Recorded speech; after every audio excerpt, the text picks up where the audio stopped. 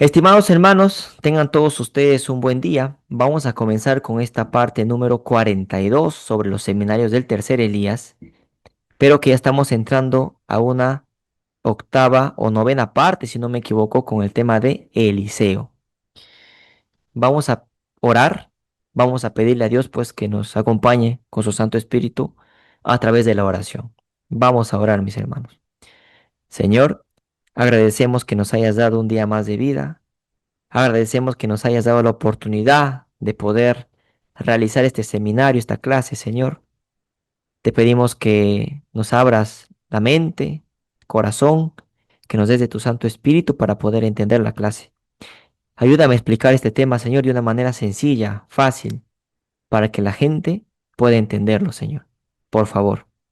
Te pido también, Señor, que perdones nuestros pecados, en el nombre de tu Hijo amado Jesús. Amén.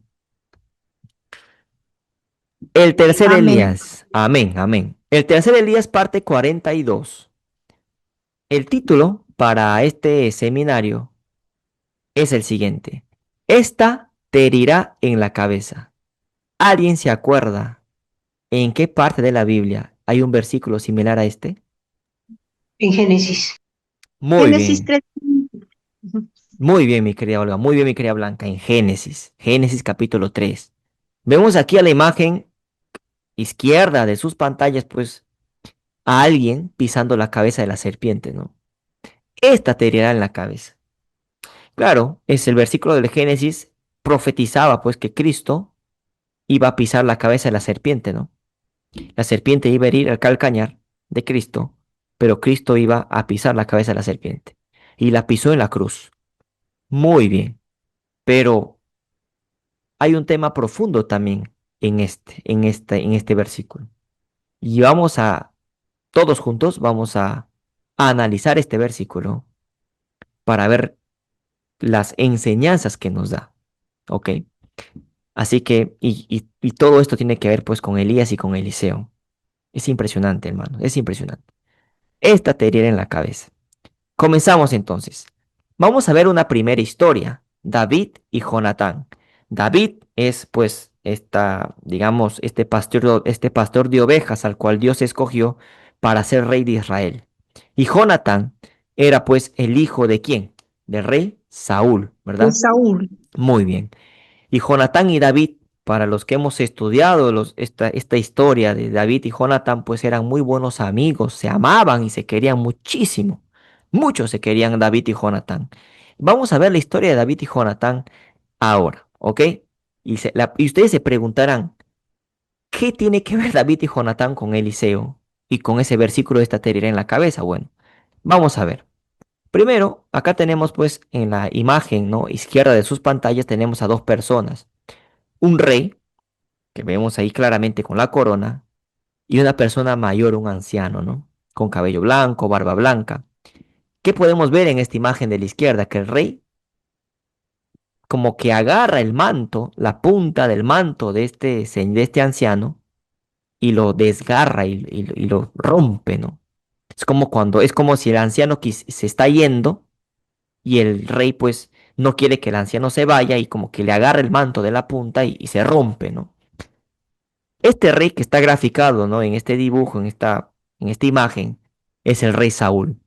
Y el anciano que vemos aquí con el manto rasgado es el profeta Samuel. Y vamos a leer esta historia como introducción para lo que queremos presentar entre David y Jonatán, ¿ok? Vamos a leer primero de Samuel capítulo 15, versículos del 26 al 28. Dice, y Samuel respondió a Saúl, no volveré contigo, porque desechaste la palabra de Jehová, y Jehová te ha desechado para que no seas rey sobre Israel. Son palabras, digamos, de juicio. ¿Sobre quién? Sobre Saúl. A Saúl se le había dado muchas oportunidades, pero llegó un momento en que Saúl sobrepasó los límites y no hizo la voluntad de Jehová, sino que hizo su propia voluntad. Como consecuencia, ¿qué sucedió? Que Samuel le dice a Saúl, por orden de Jehová, que ha sido, ¿qué? Desechado. Desechado. ¿Mm? Saúl fue desechado. ¿Por qué? Porque no hizo la voluntad de Jehová. Y volviéndose Samuel para irse, Samuel estaba ya yéndose.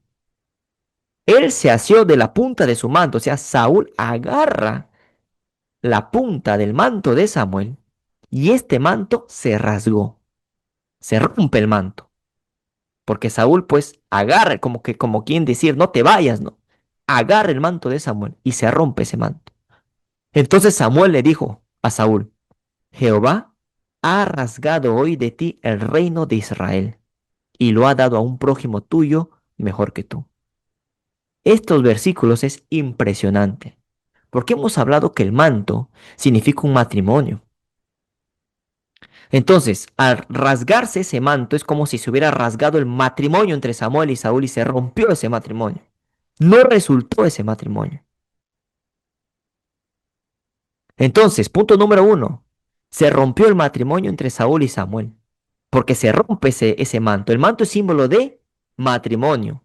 Eso ya lo hemos venido estudiando con los seminarios anteriores que hemos hablado acerca de Eliseo. Cuando Elías le pone el manto a Eliseo, ese manto, ¿qué significa? Matrimonio también, ¿no? Ese manto es símbolo de matrimonio. Eso ya lo hemos hablado. Y ya Pep también lo comentó en los cultos que ha hecho. ¿Se entiende hasta aquí? Sí, pastor, hermano. Muy bien, Sí, muy bien. Se rompe el matrimonio entre Saúl y Samuel. Punto número dos. Tenemos que el manto, ¿a qué es igual? Al reino de Israel. ¿Por qué es igual al reino de Israel? Leamos el versículo 28. ¿Qué dice el versículo 28? Jehová ha rasgado hoy de ti el reino de Israel.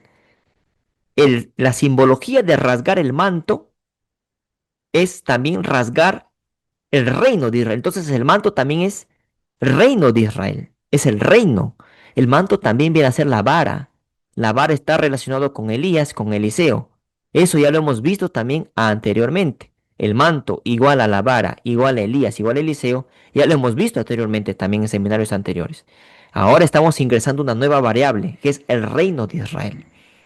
¿El manto es igual al reino de Israel? Sí, porque el versículo 28 nos lo dice. ¿Qué se rasgó? Se rasgó el manto. Pero Samuel, ¿qué dice? Que el manto es el reino de Israel. Jehová había roto ese matrimonio entre Samuel y Saúl, porque Saúl, ¿qué pasó con Saúl? No había hecho la voluntad de Jehová, se pasó del límite. Entonces, el manto también que simboliza la autoridad.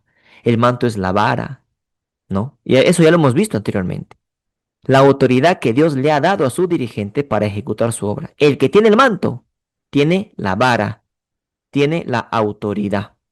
Se rasga el manto, se rompe la autoridad, se rompe el matrimonio, como lo que pasó con Saúl y Samuel. ¿Se entendió hasta acá? sí, pastor. Muy bien, Sí, sí. muy bien. Punto número tres. Como pueblo, ¿qué debe suceder? El pueblo debe reconocer ese matrimonio, porque el manto los autoriza, identifica y protege. El pueblo debe reconocer ese matrimonio que Dios ha puesto. El pueblo debe reconocer ese manto, esa autoridad que Dios ha puesto sobre su dirigente. Si alguien no reconoce esa autoridad, ese matrimonio, si alguien no reconoce al dirigente, ¿qué sucede? Es rechazado, es desechado. Es así, es así. No hay de otra. Está bien. Dios puede dar muchas oportunidades a la persona, pero hay un límite para todo también. Hay un límite para todo. ¿Mm? Pues el pueblo debe reconocer ese matrimonio, hermanos. Nosotros debemos reconocer, nosotros en estos tiempos, debemos reconocer ese matrimonio. Y ese matrimonio es puesto por Dios. Bueno, en este caso, ¿qué pasó con Saúl? Pues Dios lo había desechado y se había roto el matrimonio entre él y Samuel, así como se había roto el manto. ¿Estamos? Sí, sí, pastor. Muy bien. Continuemos. Aquí tenemos otra imagen, otra historia distinta al que presentamos recientemente. Tenemos otra historia. ¿Quiénes son los personajes que están aquí a la izquierda de sus pantallas? Tenemos a una persona, a un varón que está pues parado y a otro varón que está sentado, ¿no? El que está sentado, podemos apreciar en la imagen claramente que el varón que está sentado es mucho más joven que el varón que está pues de pie. ¿Qué podemos observar en esta imagen? Que este varón que está de pie le está entregando su manto al varón que está sentado. Es totalmente lo opuesto, ¿no? A la diapositiva que habíamos visto anteriormente entre Saúl y Samuel. Entre Saúl y Samuel se rompe el manto, pero en estos dos personajes el manto no se rompe, el manto es entregado. Así como Elías entregó el manto a Eliseo, aquí también vemos estos dos personajes, ¿no? Uno entregando el manto a otra persona. ¿Quiénes son estos dos personajes? Lo vamos a ver ahora. Primera de Samuel, capítulo 18, versículo del 1 al 4. Dice, aconteció que cuando él hubo acabado de hablar con Saúl, el alma de Jonatán quedó ligada con la de David, y lo amó Jonatán como a sí mismo. O sea, el amor que tenía Jonatán a David era un amor pues sincero, ¿no? Impresionante. Y Saúl le tomó aquel día y no lo dejó volver a casa de su padre. E hicieron pacto Jonatán y David. ¿Quién hicieron pacto? Jonatán y David. Contrario a lo que pasó entre Samuel y Saúl, porque entre Samuel y Saúl se rompió el pacto. En este caso, entre Jonatán y David tenemos que hay un pacto. Hacen un pacto. ¿Acaso Elías y Eliseo no hicieron un pacto también? ¿Qué piensan ustedes? ¿Acaso no había un pacto entre Moisés y Josué? ¿Mm? ¿Qué piensan ustedes, hermanos? Sí, sí hay un pacto entre ellos. Muy bien. Entonces, versículo 3 dice, e hicieron un pacto Jonatán y David, porque él le amaba como a sí mismo. Este mandamiento, acá podemos ver claramente el mandamiento, ama a tu prójimo como a ti mismo, que es lo que manda la Biblia, ¿no?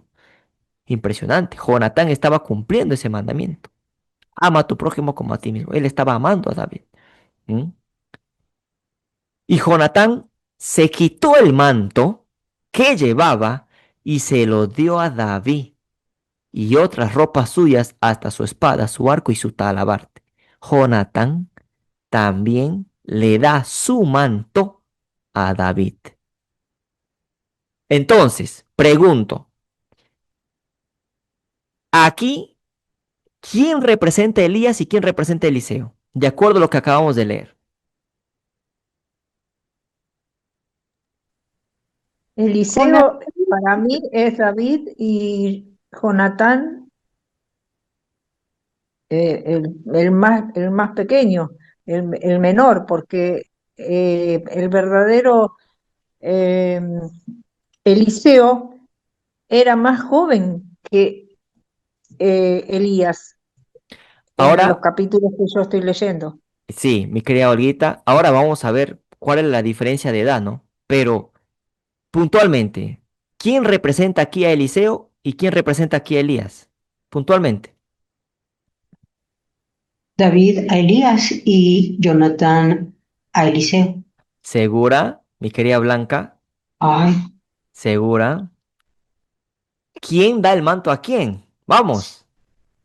Elías es Jonatán que le da el manto a David, que es Eliseo. Muy bien, muy bien. Ahí está la clave.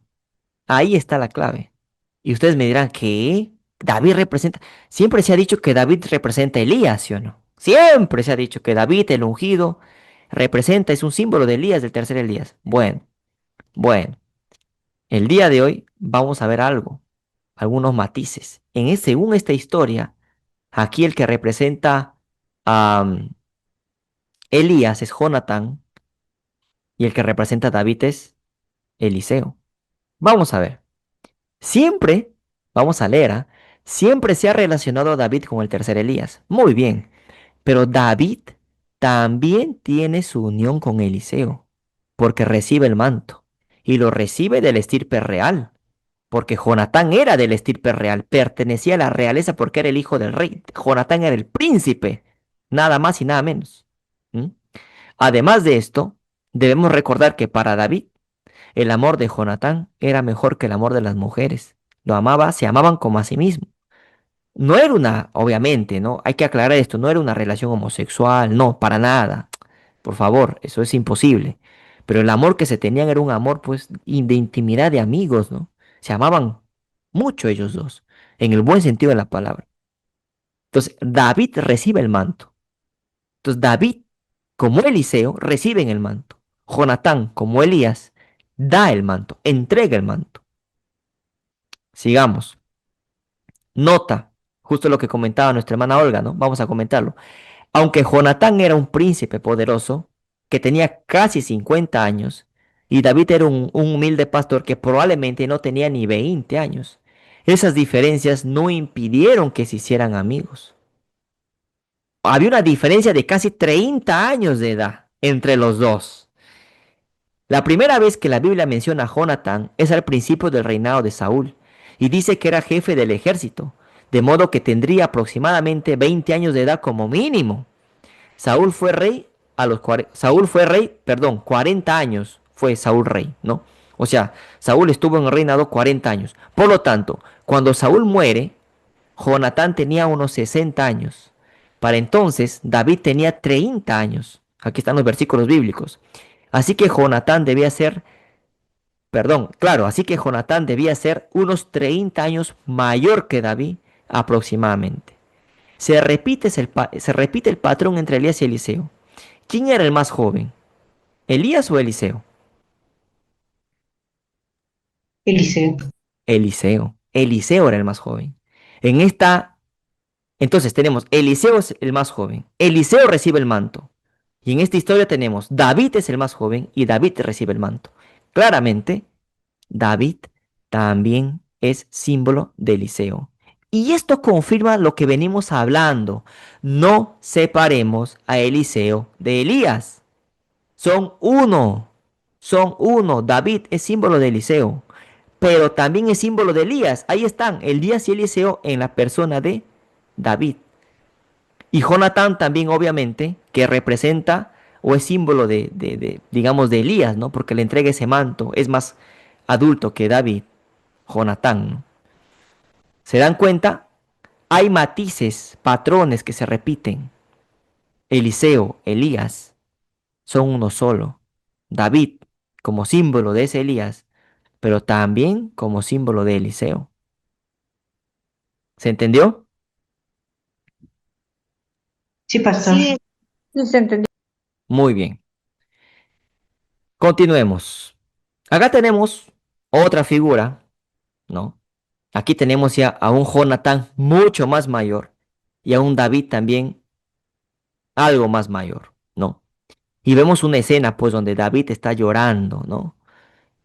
No llora, pues, por una despedida, ¿no? Aquí, en esta imagen, pues, se ve que David está llorando y Jonatán también está triste, ¿no? Los dos están tristes. Vamos a ver 1 de Samuel 20:15. Dice, y no apartarás tu misericordia de mi casa para siempre, le dice Jonatán a David. Cuando Jehová haya cortado uno por uno los enemigos de David de la tierra, no dejes que el nombre de Jonatán sea quitado de la casa de David. O sea, David no tenía que dejar que el nombre de Jonatán sea olvidado, sea quitado de la casa de David. Así que cuando Jonatán ya no estuviera, miren el paralelismo, por favor, discernimiento, entiendan, cuando Jonatán, cual Elías, ya no estuviera, David tendría que encargarse de no dejar que el nombre de Jonatán sea quitado de la casa de David. Que Jonatán no sea olvidado. Cuando cuando Jonatán ya no esté, David continúa lo que tiene que hacer, la obra que le es encomendada, pero no olvidar a Jonatán, no olvidar a Elías.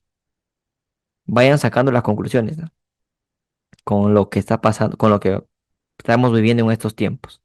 Primera de Samuel capítulo 20, versículos 41 y 42 dice, y luego que el muchacho se hubo ido, se levantó David del lado del sur y se inclinó 3 veces, el número 3 es importante, postrándose hasta la tierra y besándose el uno al otro, David y Jonatán, lloraron el uno con el otro y David lloró más. Recuerden a David como símbolo de Eliseo, ¿ah? En esta historia, entre David y Jonatán, David es Eliseo y Jonatán es como un Elías, ¿no? Y David lloró más. ¿Por qué lloró más? Porque Jonatán iba a ser quitado, ¿no? Y Jonatán dijo a David, vete en paz, porque ambos hemos jurado por el nombre de Jehová, diciendo, Jehová esté entre tú y yo, entre tu descendencia y mi descendencia para siempre. Y él se levantó y se fue, y Jonatán entró a la ciudad y se despidieron y nunca más pues se volvieron a encontrar, ¿no? Se separaron, hermanos, David y Jonatán. Jonatán le fue quitado de David. ¿Y qué pasa? Y Jonatán entró en la ciudad. Y Jonatán entró en la ciudad. Que cada uno analice esto. Bueno, espero que cada uno pueda estar entendiendo lo que estoy explicando ahora, ¿no? Entonces, David se va, Jonatán es quitado porque ya se separan los dos. Jonatán entra en la ciudad y David pues se va, se tiene que escapar porque Saúl lo estaba persiguiendo a muerte, ¿no? Se despiden y David lloró más. Aquí hay un paralelo impresionante, porque hay otra despedida también que sucede entre Elías y Eliseo. Eliseo también sufre con la despedida. David sufre con la despedida, Eliseo sufre con la despedida, ¿no? Y vamos a ver aquí un cuadro bien bonito, un cuadro comparativo entre David y Jonatán con Elías y Eliseo. Tenemos aquí en la columna, digamos, en la columna número uno, empezando desde el lado izquierdo hacia el lado derecho, ¿no? Tenemos aquí el aspecto, luego tenemos la relación entre David y Jonatán, tenemos la relación entre Elías y Eliseo y el paralelo que hay entre esos dos. Vamos en orden. Primer aspecto, tenemos un pacto de amistad y lealtad. Vamos a ver, Jonatán y David. E hicieron pacto Jonatán y David porque él le amaba como a sí mismo. Jonatán entrega su manto, espada, arco y talabarte, reconociendo el propósito divino de David. Hay un pacto de amistad y de lealtad entre Jonatán y David. Pero también hay un pacto de amistad y de lealtad entre Elías y Eliseo. Porque dice, pasando Elías por delante de Eliseo, echó sobre él su manto. ¿Ves? Así como Jonatán le da su manto, Elías también le da el manto a Eliseo. Eliseo deja todo y sigue a Elías, mostrando lealtad total. El paralelo, en ambos casos hay un acto de entrega simbólica, manto, armas y un pacto de hermandad espiritual. ¿Se entendió esta primera fila? ¿Sí o no? Sí, Sí, pastor. se Muy entendió. bien, vamos a la segunda. ¿Qué más podemos encontrar? Hay una sucesión y respaldo del ungido, porque Jonatán reconoce el llamado real de David. Aunque Jonatán era el heredero natural al trono, porque era el príncipe hijo de Saúl, ¿qué le dice Jonatán a David? Tú reinarás sobre Israel y yo seré segundo después de ti. ¿Mm? Eso le dice Jonatán a David. David sucede a Jonatán. Eliseo, por la parte de Elías y Eliseo, recibe la doble porción del espíritu de Elías y continúa su obra. El espíritu de Elías reposó sobre Eliseo. Entonces, hay una sucesión. Eliseo sucede a Elías y David a Jonatán. Tanto Jonatán como Eliseo muestran humildad y sumisión al plan divino, respaldando a quien Dios escogió. Impresionante el paralelo, ¿ah? Es impresionante. Hay una despedida emotiva, ¿no? Porque dice, besándose el uno al otro, lloraron el uno con el otro y David lloró más. En el lado de Elías y Eliseo dice, viéndolo Eliseo clamaba, Padre mío, carros de Israel y su gente de a caballo, y nunca más le vio. Paralelo, ambas relaciones terminan con un momento de dolor profundo, pero de pacto inquebrantable, mostrando amor desinteresado y compromiso con el propósito de Dios. Es impresionante este paralelo que hay entre David y Jonatán y Eliseo y Elías, ¿no? Sigamos, el otro aspecto, el cuarto aspecto. Hay una amistad, hay un discipulado en contexto de persecución, porque David huye de Saúl.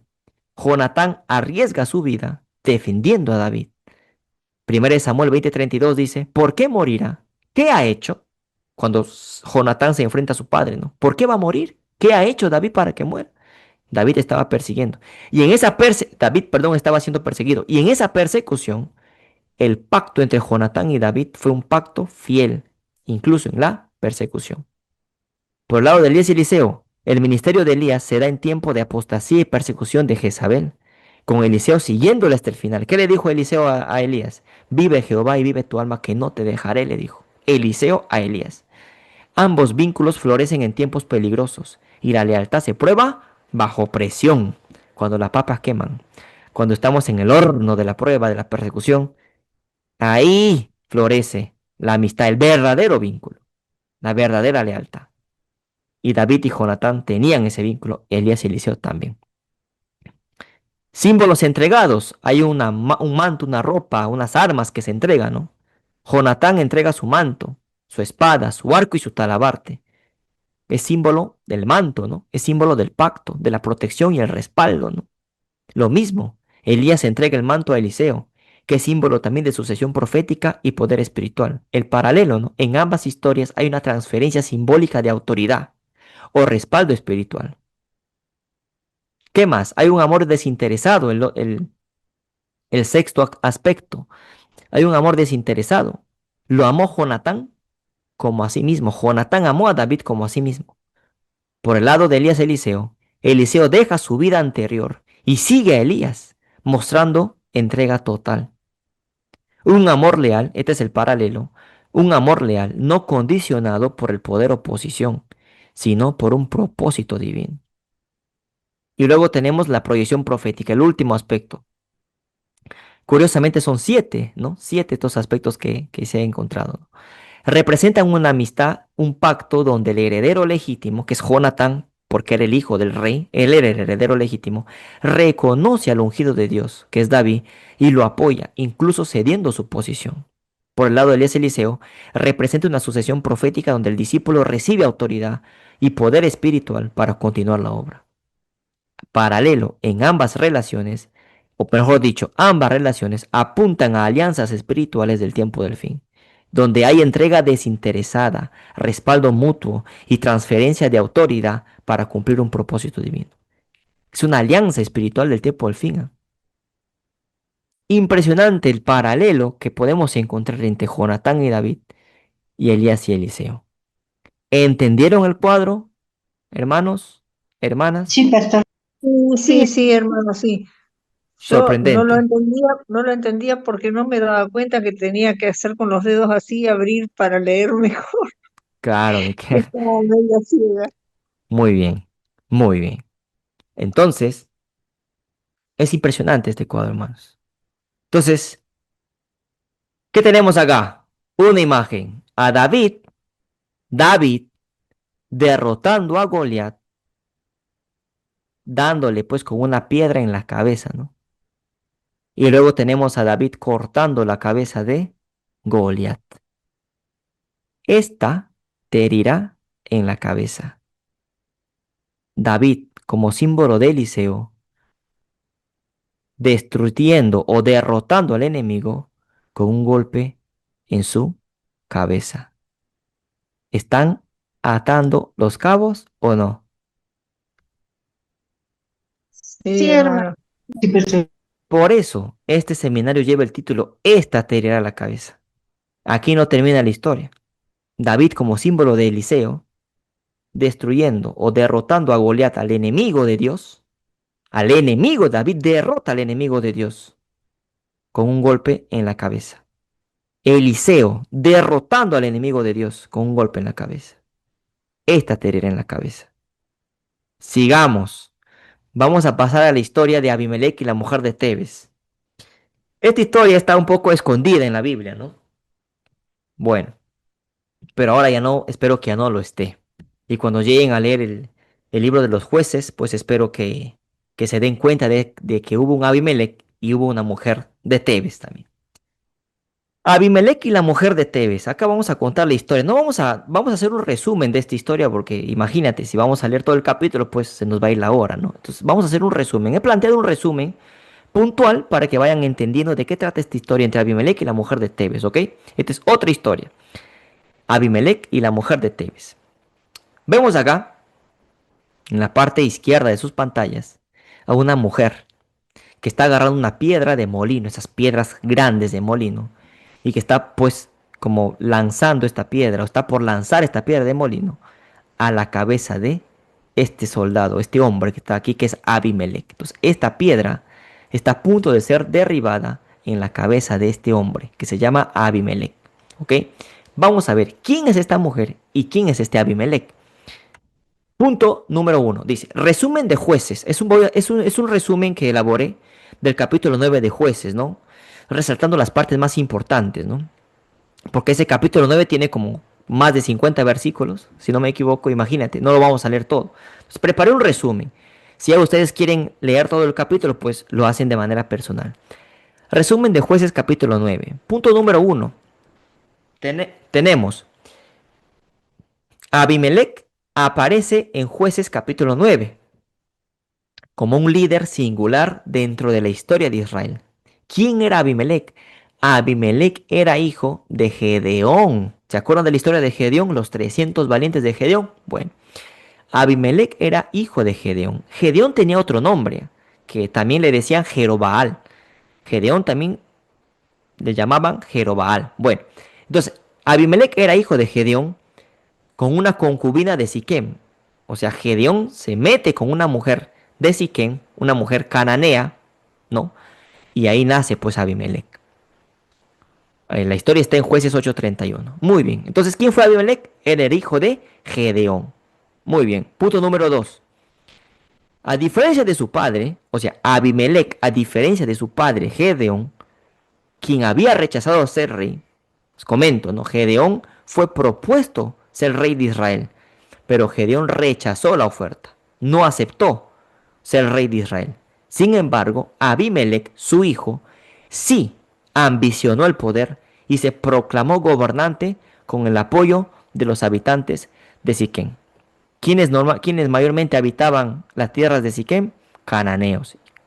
Los cananeos eran enemigos del pueblo de Dios. Imagínense, Abimelech llega a ser rey, ¿no? Gobernante con el apoyo de quién? De los habitantes de Siquem. Muy bien.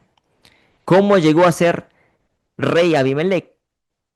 Bueno, no de una buena manera, que digamos, de una mala manera, asesinando a sus hermanos. Mató a 70 personas, si no me equivoco. Así llegó a ser rey, a la fuerza, a la fuerza. Entonces, ahí tienen a este Abimelech, como el malo de la película, para que me entiendan, ¿no? Punto número 3. Su ascenso, el ascenso de Abimelech al reinado, estuvo marcado por violencia. Ahí está, ¿no? Mató a 70 de sus propios hermanos para eliminar rivales. Gobernó 3 años, pero su liderazgo era ilegítimo, cruel y opresivo. Ilegítimo porque Dios no lo había puesto ahí. Él solito se había autoproclamado rey, matando a la fuerza a sus hermanos. ¿Ah? Y su liderazgo y su gobierno estuvo caracterizado por la crueldad y la opresión. Este Abimelech era un personaje malo. Sigamos. Punto número 4. Después de conflictos internos en Siquem, obviamente, si comienzas mal, terminas mal, ¿no? Después de conflictos internos en Siquem, Abimelech sofocó la rebelión y destruyó la ciudad, su propia ciudad. La ciudad a la cual lo eligió en un principio, Abimelech destruye esa ciudad, mostrando su brutalidad al quemar con fuego la torre donde se habían refugiado hombres y mujeres. O sea, la misma gente, la misma gente, eh, la misma gente que, digamos, apoyó a Abimelech en su momento, esa misma gente generó una rebelión porque no aguantaron el gobierno de Abimelech. ¿Ok? No aguantaron el gobierno de Abimelech. ¿Y qué pasó? Abimelech, como venganza, destruye la ciudad y quema a la gente. A esa gente que se había refugiado ¿dónde? En una torre. La misma gente que lo apoyó es esa misma gente que murió en manos de su rey, que esa misma gente escogió, ¿no? Posteriormente, dice, marchó hacia Tebes, otra ciudad que se resistió a su gobierno. No contento con destruir su ciudad, se marchó hacia Tebes. Tebes era una ciudad. Y esa ciudad también se resistió al gobierno de Abimelech. ¿Ok? ¿Se entiende la historia? ¿Se está entendiendo la historia o no, hermanos? Hasta aquí. ¿Qué pasó? Sí, Muy bien, hermano. muy Pasó. bien. Entonces, Abimelech destruye su ciudad, destruye Siquem y ahora toca ir hacia Tebes, porque la gente de Tebes también estaba en contra de Abimelech, porque pues era un gobierno autoritario, ¿no? Mal. Sigamos. Punto número 5. Los habitantes de Tebes huyeron a una torre fortificada. Torre fortificada. ¿Qué tenían las diosas paganas en la cabeza? ¿Una corona en forma de qué? de torre de muralla. Muy bien, de torre de muralla. Y eso es por la parte satánica, pero por la parte divina, ¿qué simboliza la torre? ¿Qué simboliza la muralla?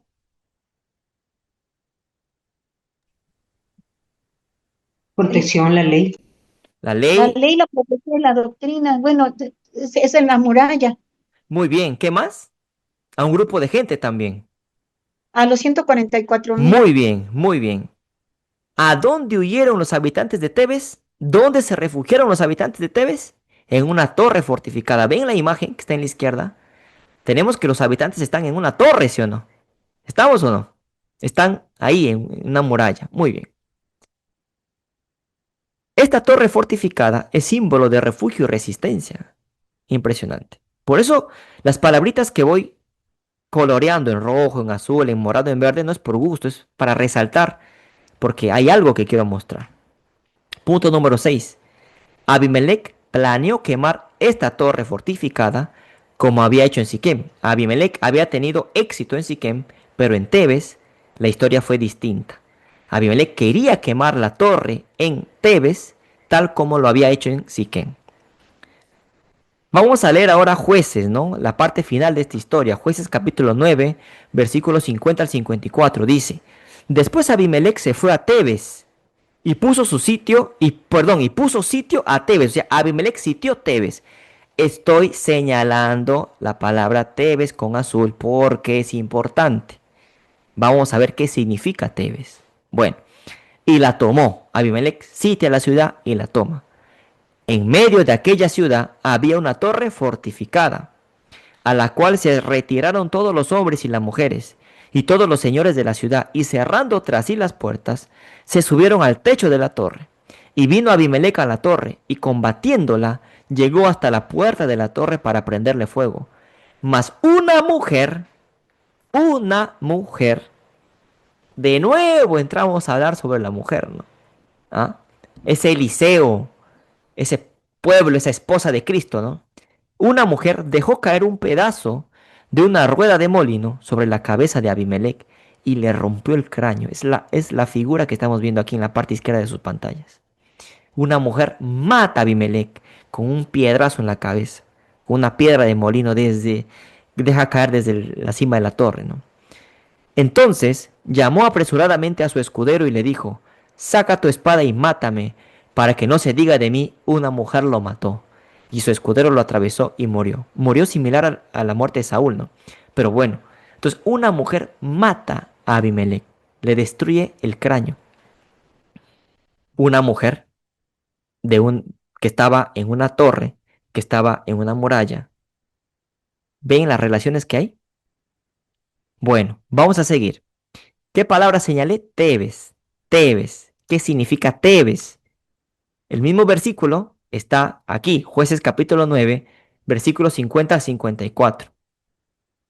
Ya leímos estos versículos, ¿no? La mujer de Tebes, la mujer de la ciudad de Tebes, esta mujer de Tebes mata a Abimelech con un piedrazo en la cabeza. Esta mujer era de Tebes. Vamos a buscar qué significa Tebes en la concordancia Strong. ¿Cuál es la raíz hebrea de la palabra Tebes? Para ello nos lleva a la H 8405. Tebes viene del hebreo Tebets 8405. De lo mismo que H948, blancura, Tebet, un lugar en Palestina, Tebes. Y tenemos aquí los cognados. Los cognados no, son las palabras pues que tienen relación con la palabra Tebet. Tenemos aquí dos, digamos, referencias marcadas en azul. La H948 y la H8412. Todos estos números, estos conados que vemos acá, y sobre todo estas dos referencias que tenemos en azul, son palabras que están relacionadas con Tebet. ¿Ok? ¿Quién mató a Abimelech? Respóndame, por favor. ¿Quién mató a Abimelech? Una mujer. ¿De? una mujer, la esposa de Tebes. No, no, no, no. No es la esposa de La Tebes, esposa es de la ciudad de Tebes. De la de la ciudad de ciudad. Tebes.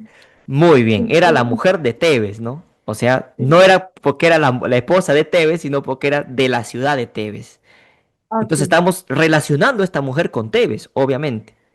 Tebes, 8412. Viene, mira, 8412 es la palabra Tadmor. Comparte la misma raíz hebrea, miren, Tadmor.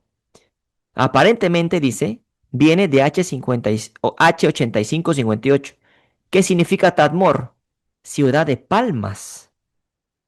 Impresionante. Tadmor, un lugar cerca de Palestina. Tadmor. Ajá.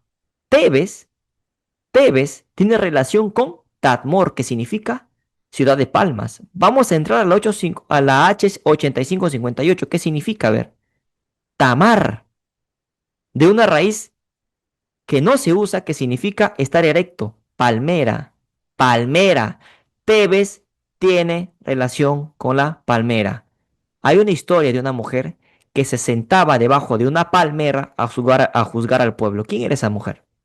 Débora, Débora, Débora. ¿Y Débora es símbolo de quién? Hermanos, hermanas, Eliseo, de ¿de Eliseo, quién? De Eliseo. Eliseo. Eliseo. Ángel ya lo ha predicado. En este seminario también lo hemos visto. Débora. Esta mujer de Tebes está relacionada con Débora, con Eliseo. ¿Y qué? Y por si fuera poco, hay otra relación más. H94.8. Dice la otra relación que tiene. De una raíz que no se usa, boots. Dice, ¿no? De la misma forma que significa blanquear, ser blanco, probablemente algodón, al de algún tipo lino fino. Y esta palabra boots tiene un cognado que es la H1000. ¿Qué significa la H1000? Beitzá, de lo mismo que H948, huevo, por su blancura, huevo. ¿Qué hemos hablado del huevo? ¿El huevo está relacionado con Eliseo, sí o no? Sí, sí, Claro. Claro, fertilidad, esos 144.000 que son paridos. El huevo es símbolo de fertilidad. Por el lado satánico, teníamos estas diosas que tenían estos huevos que eran símbolo de fertilidad porque hacían sus orgías sexuales, ¿no? Sus ofrendas sexuales con la prostitución, rendían culto a la diosa haciendo estos tipos de fiestas sexuales, orgías. Eso es la fertilidad satánica, pero la fertilidad que viene de parte de Dios, tienes a esos 144.000 que son paridos de una iglesia fértil, de la esposa de Cristo, que es la iglesia, para esos 144.000. Para que la iglesia, para esos 144.000, tiene que ser una iglesia fértil. He ahí el huevo, he ahí el símbolo de Eliseo, he ahí la palmera. La mujer de Tebes es básicamente la mujer de Tebes es Eliseo, hermanos, matando con una piedra de molino a un enemigo de Dios, que era Abimelech.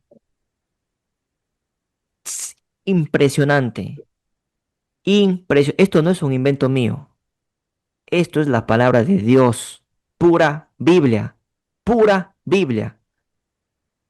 Pura Biblia, hermanos. Pura Biblia. ¿Quién se atreve a negar este mensaje? Eliseo, la mujer individuo, pero también esa mujer en grupo, ese pueblo, esos 144.000, esa iglesia, esa esposa de Cristo. Impresionante esto. Impresionante. A mí esto me impresiona sobremanera. Me impresiona en realidad. Esta te herirá en la cabeza. Tenemos a otro personaje en la Biblia, aparte de David, que es una mujer, que es de la ciudad de Tebes, símbolo de Eliseo, que destruye a otro enemigo del pueblo de Dios con un piedrazo en la cabeza, tal como lo fue con David, que también era símbolo de Eliseo. Tenemos a dos Eliseos haciendo eso. Cristo también lo hizo, que es símbolo de Eliseo. También le aplastó la cabeza a la serpiente en la cruz. Recomiendo que vayan a ver estos cultos. Débora, la profetisa, la ciudad madre y la feme fatale. Recomiendo que vayan a ver estos cultos porque está relacionado con lo que hemos mostrado el día de hoy. Impresionante. Yo, la verdad, estoy saltando de un pie, muy alegre porque realmente es pura misericordia y gracia de Dios que te pueda mostrar todo esto, hermanos. De verdad es pura misericordia. Es solo queda agradecer a Dios por todo lo que muestra. Es solo agradecer a Dios por la misericordia que tiene. Vamos ahora a ver este tema, ¿no? Ya para ir terminando. Débora tiene un cántico, y es que estamos hablando de Débora, y el seminario anterior hablamos de Débora también. Débora tiene un cántico, el cántico de Débora, y también hay un cántico en Apocalipsis que es el cántico de los 144,000. Pues, ¿qué creen? Hay paralelos en estos dos cánticos. Vamos a ver estos paralelos. Como conclusión, cántico de Débora que está en Jueces 5. Tenemos el cántico de los 144,000 que está en Apocalipsis capítulo 14, del 1 al 5. Débora como símbolo de Eliseo y los 144,000 también como símbolo de Eliseo, los dos símbolos de Eliseo. ¿Cómo entonces no se iban a aparecer esos cánticos, no? Tienen que haber un parecidos, ¿no? Es obvio, ¿no? Yo me pregunté, dijo, si Débora tiene un cántico y los 144,000 tienen un cántico y Débora es símbolo de Eliseo y los 144,000 también son símbolos de Eliseo, entonces los cánticos tienen que tener un paralelo. Es lógico. Es lo que yo pensé. Y miren, el cántico de Débora, vamos a ver. El cántico de Débora es un cántico de victoria, después de que Israel derrotó a Císara y su ejército, gracias a la intervención divina y la valentía de una mujer. ¿Cómo se llamó esa mujer? Jael. Jael se llamó. Eso lo vimos en la clase anterior, ¿ok? Celebra la liberación, este cántico de Débora, celebra la liberación, el juicio contra los opresores y la fidelidad de los que se ofrecieron voluntariamente al servicio de Dios. Porque quienes fueron a pelear esa guerra contra Císara fueron voluntarios, personas que querían ir a defender la nación. El cántico de los 144,000 es un cántico celestial entonado por un grupo especial de redimidos al final de los tiempos, descritos como los que siguen al Cordero por donde quiera que va. También, miren lo que está en rojo. Las palabras que están en rojo es porque son iguales, ¿no? Débora es un cántico de victoria. Los 144,000 es un cántico de victoria también, pero de victoria final, sobre el pecado y el sistema de la bestia. ¿Mm? Fíjense en las letras, en las palabras que están de color. Sobre todo las que tienen el mismo color son las que se corresponden la una de la otra. Rojo con rojo, verde con verde, azul con azul. Fíjense en eso. Débora, cántico de victoria. 144,000 también es un cántico de victoria. Exclusividad es una característica de este cántico, ¿no? El cántico de Débora tiene algo exclusivo. ¿Cuál es la exclusividad? Dice, cuando se ofrecieron voluntariamente los del pueblo, lo ata Jehová. Voluntariamente se ofreció el pueblo. ¿A quién? A pelear esa guerra. Las personas que se ofrecieron voluntariamente. Y estas personas son los que cantan ese cántico, lo ata Jehová. Solo quienes participaron en la batalla podían entonar el cántico con gozo. Si tú no participaste en la batalla, entonces no. Solo los que participaron en la batalla, solo los que se ofrecieron voluntariamente, podían entonar ese cántico de Débora.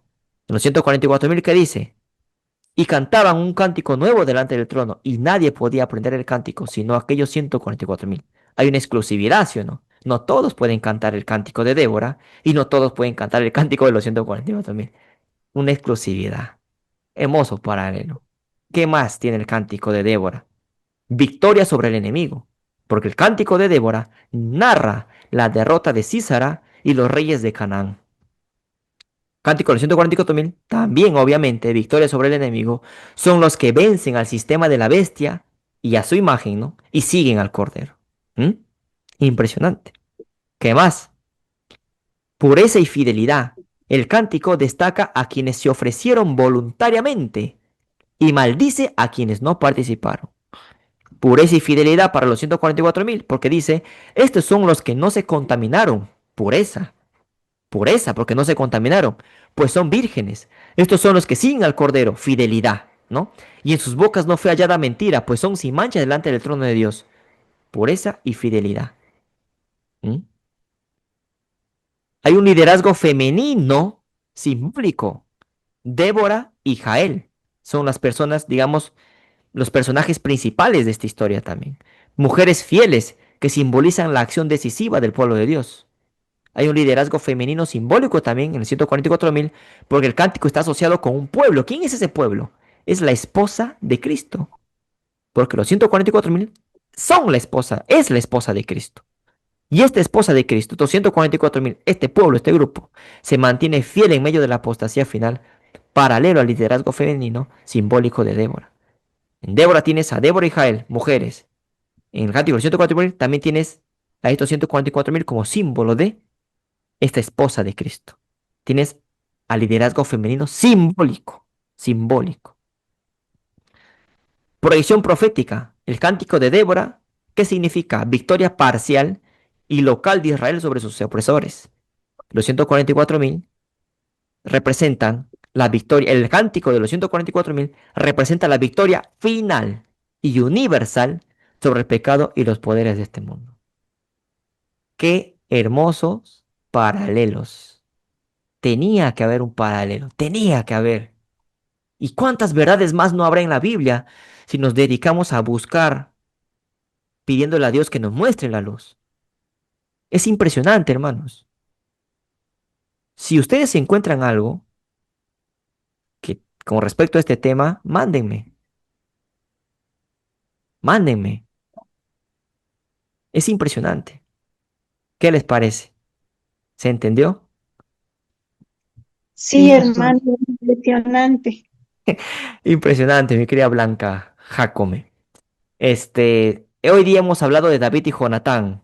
David como símbolo de ese Eliseo que destruye la cabeza de Goliat, de ese enemigo de Dios. Esta te herirá en la cabeza, ¿no? ¿Qué más tenemos? La historia de Abimelech y la mujer de Tebes. Esta mujer de Tebes, claro símbolo de Eliseo, porque hemos visto el significado que tiene. También destruyendo a un enemigo de Dios con un golpe en la cabeza, con una piedra en la cabeza de este del enemigo de Dios, que en este momento era, en este momento era Abimelech. Luego tenemos también a Débora, ¿no? Débora con Jael, ¿no? Jael, que fue esta mujer, ¿no? Que mata pues a este enemigo de Dios que fue Sísara. ¿Se acuerdan cómo mató Jael a Sísara? Lo vimos en la clase anterior.